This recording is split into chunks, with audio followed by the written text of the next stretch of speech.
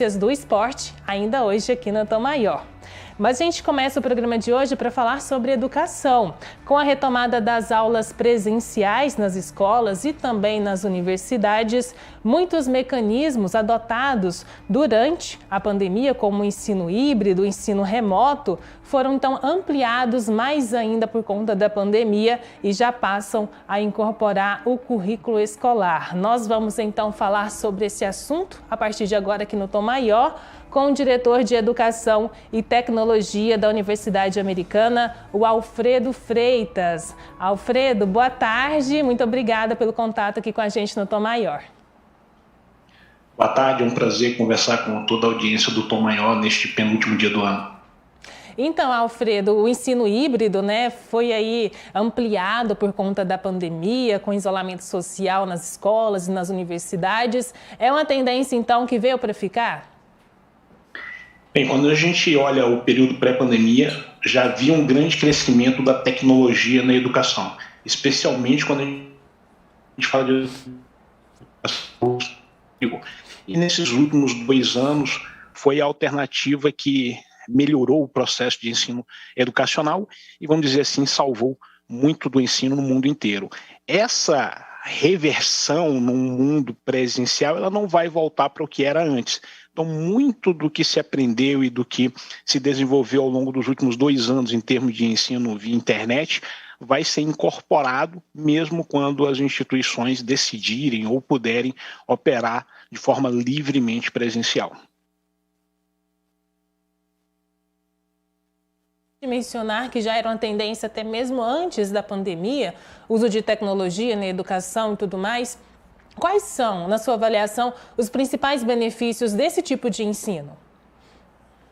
Bem, existem muitos benefícios da tecnologia. Vamos pensar, por exemplo, num estado como o Goiás. Eu posso ter professores de Goiânia tendo contato individualizado com estudantes que estão no interior do estado. Eu não preciso levar o professor de Goiânia para Cocalzinho, mas eu levo o contato individualizado desse professor de Goiânia para Cocalzinho e para outras regiões do estado de Goiás usando a internet. Então a internet ela elimina a relevância geográfica entre instituição, professor e estudante. Então essa é uma grande vantagem.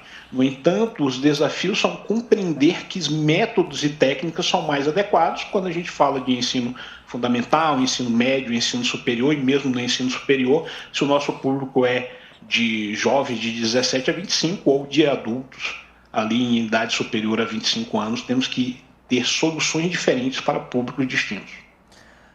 Pegando o gancho então nessa sua resposta, Alfredo, você disse que é uma modalidade que veio para ficar, mas ela veio para ficar não da maneira como ela é hoje, com alunos, por exemplo, indo uma semana no presencial, outra semana está no formato online. O que pode ser feito para melhorar, para talvez, quem sabe, ampliar essas técnicas?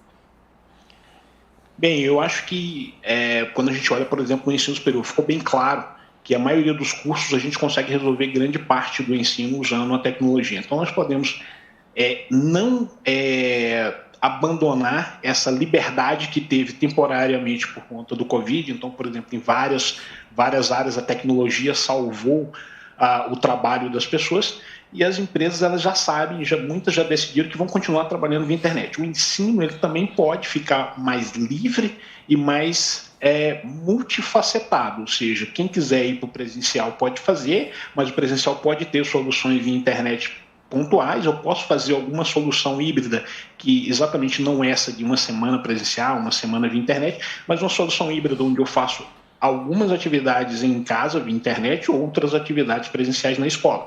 Ou eu posso ter soluções que são integralmente via internet. Eu penso que, em termos de regulação, nós poderíamos agora aproveitar o momento e ampliar cada vez mais a diversidade de alternativas. Outro ponto importante, Alfredo, é falar sobre a aprendizagem em si nessa modalidade, nesse formato, De que forma, na sua avaliação, a tecnologia ela pode, de fato, auxiliar na promoção de uma qualidade ali para o ensino híbrido também? Essa pergunta, eu acho que é a pergunta perfeita. O nosso objetivo é que as pessoas aprendam. Então, se eu estou num curso superior, que elas saiam bem informadas. Se eu estou com ensino médio, que elas alcancem realmente aquele conhecimento necessário. E o que as pesquisas educacionais indicam, e já indicavam antes da pandemia, é que para aprendizado efetivo e de qualidade, nós precisamos ter turmas reduzidas de aluno. Então, a pesquisa do MIT pré-pandemia indicava que quando nós temos turmas de até 25 estudantes por professor no ensino superior, somente 17% das pessoas entendiam que aprendiam mais no presencial do que via internet. Essas pessoas estudaram tanto via internet quanto presencial. E 83% das pessoas entenderam que aprenderam igual ou mais estudando via internet do que presencial. No entanto, essa pesquisa do MIT ela tinha como base grupo de turmas com um número de até 25 alunos, ou seja, o professor de fato tem tempo para saber quem é o meu aluno, acompanhar o aluno e oferecer um feedback para o aluno. O outro ponto, a forma de eliminar a qualidade no ensino é simplesmente a gente lotar uma turma grande, seja via internet ou presencial. Aí, o preço que a gente paga quando a gente tem uma turma grande é que as pessoas não aprendem. Está com probleminha na conexão, Alfredo. Deu uma travadinha aqui no final da sua resposta, mas deu para a gente compreender basicamente o que você estava falando aqui para a gente. Outro ponto importante para a gente falar é para também o professor, né? A gente está falando do lado do aluno, mas para o professor é muito diferente uma aula do formato remoto, do formato híbrido para o presencial. Quais podem ser também os desafios para esse outro lado, para quem está ensinando? Sim, perfeito. O professor ele precisa ter um suporte pedagógico da instituição. Então, a instituição ela precisa ter uma metodologia, processos educacionais que ofereçam suporte ao professor. Eu costumo dizer que não é papel do professor limpar a sala de aula física, não é papel do professor construir as paredes da sala de aula, não é papel do professor disponibilizar cadeiras, etc. Da mesma forma, não é papel do professor ficar editando vídeo, colocando vídeo em ambiente virtual, colocando aluno em ambiente virtual, etc. O professor tem que fazer o seu trabalho de acompanhar se o aluno está aprendendo e oferecer um feedback para o aluno. Para que ele faça esse trabalho, a instituição de ensino precisa ter profissionais de tecnologia, profissionais de pedagogia, uma série de profissionais, a gente chama equipe multidisciplinar, que vão dar o suporte para o professor, para que esse professor faça o trabalho de verdadeiramente ensinar os seus alunos. Então, nós temos que treinar os professores e as instituições precisam escolher um caminho metodológico. As alternativas são muitas, eu escolho um caminho coerente com os meus objetivos de aprendizagem e treino os meus professores e com isso nós temos um caminho ali com boas chances para que as pessoas verdadeiramente aprendam. Outro ponto, Alfredo, até mesmo é uma preocupação, né? Porque para a educação híbrida, né, poder acontecer de fato, é necessário que haja internet, que haja tecnologia, equipamentos. E a preocupação que se tem é que muitas escolas, até mesmo universidades, elas não estão equipadas da maneira necessária para ter um ensino nessa modalidade. É possível, assim, essa preocupação realmente é válida de que pode acontecer, correr-se o risco, né, de aumentar ainda mais uma desigualdade na aprendizagem? Bem, infelizmente isso é uma realidade que a gente percebe, por exemplo, nas melhores universidades privadas, aquelas que têm uma mensalidade mais alta, porque ela tem um público que tem um acesso a bons equipamentos. Então, nós estamos falando ali dos 20% de mais alta renda no Brasil. Esse pessoal tem computador, tem internet, tem tudo adequado para estudar. Quando a gente olha para o outro extremo, quando a gente olha para os 20% de baixa renda no Brasil, são pessoas que já não possuem ali um computador para estudar, então às vezes estudam com um celular, numa tela pequena, sem ter um acesso à internet adequado. Então realmente a gente precisa encontrar uma solução.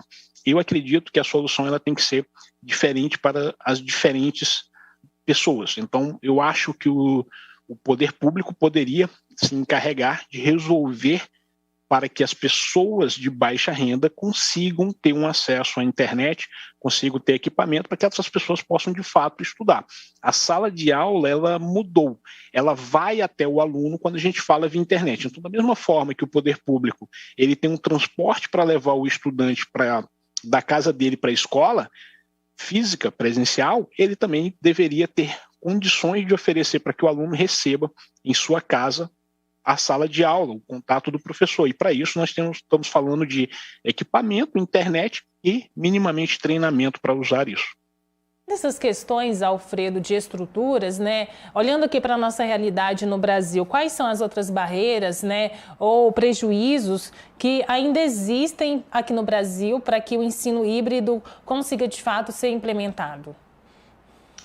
Bem, as principais barreiras eu acho que são, do ponto de vista metodológico, as instituições de fato se dedicarem a aprender e entender que é diferente ensinar presencial de ensinar via internet. O objetivo tem que ser que as pessoas verdadeiramente aprendam. Ok, o processo de como eu alcanço esse objetivo é diferente. Um outro desafio é compreender que quando a gente usa a internet para massificação, ou seja, se eu uso a internet para diluir o tempo do meu professor e colocar esse professor para uma turma de 70, de 100 alunos, o preço que eu pago é na baixa qualidade que esses 70, 100 alunos vão ter. Ou seja, eu entrego algo que, na verdade, não faz sentido nenhum. Então, tanto instituições públicas quanto instituições particulares, elas têm que evitar cair na tentação de usar a internet para massificar o ensino e reduzir os custos. Custos de educação são essencialmente custos de pessoas, professores, coordenadores pedagógicos, etc. Todo mundo que trabalha no processo de ensino. Quando eu reduzo a quantidade de pessoas por estudante, eu reduzo os custos. Só que ao reduzir esses custos, você tem um ensino que a gente chama muito raso, muito fraco, e esse ensino ele não vai melhorar em quase nada para que a pessoa gere benefícios no futuro para a sociedade, que é, no final do dia, o objetivo essencial da educação. Alfredo, para finalizar aqui o nosso bate-papo, pensando na prática, ali na aula online, né, no ensino híbrido, como podemos pensar numa maneira de incentivar mais os alunos, gerar mais engajamento para esses alunos e, quem sabe, também auxiliar os professores nessa rotina, né, do ensino híbrido? Tem ferramentas que podem ali incentivar para quem está nessa modalidade de ensino? Bem, existem várias ferramentas que podem incentivar e vários processos metodológicos. Então, por exemplo, eu posso usar o modelo de sala de aula invertida, onde eu tenho a aula expositiva prévia, os alunos fazem essa aula expositiva prévia e aqui na sala de aula com o professor, a gente, por exemplo, subdivide a sala. Eu tenho uma turma de 20 alunos, eu crio 5 grupos, e esses 5 grupos vão sentar e vão discutir um tema, e o professor vai passando de mesa em mesa, essa mesa virtual, um grupo de 5 alunos, e vai tirando ali alguma dúvida, trocando uma informação com cada um. Depois eles voltam e uma daquelas pessoas vai apresentar, vai discutir com o grupo inteiro. Então, você tem que inverter a lógica para, no momento síncrono, onde há a presença via internet de alunos e professores, os estudantes não serem simplesmente pessoas passivas, sentadas na cadeira esperando o professor. Então, temos que colocar esse estudante como um papel ativo e o professor também como um papel ativo que faz com que o estudante, de fato, consiga discutir, debater e apresentar algo para o grupo. Assim a gente evita essa passividade, esse momento de câmeras fechadas e etc. Alfredo, muito obrigada pela sua disponibilidade de conversar aqui com a gente no Tom Maior. Tenha um feliz ano novo e seja sempre bem-vindo aqui na nossa programação. Obrigado, feliz ano novo para todos do Tom Maior e para todos os nossos ouvintes. Conversamos então aqui no Tom Maior com Alfredo Freitas, ele que é diretor de Educação e Tecnologia da Universidade Americana, falando sobre o ensino híbrido, essa tendência que veio para ficar na educação. E daqui a pouquinho no nosso portal, no sagresonline.com.br, você vai poder conferir os destaques e a íntegra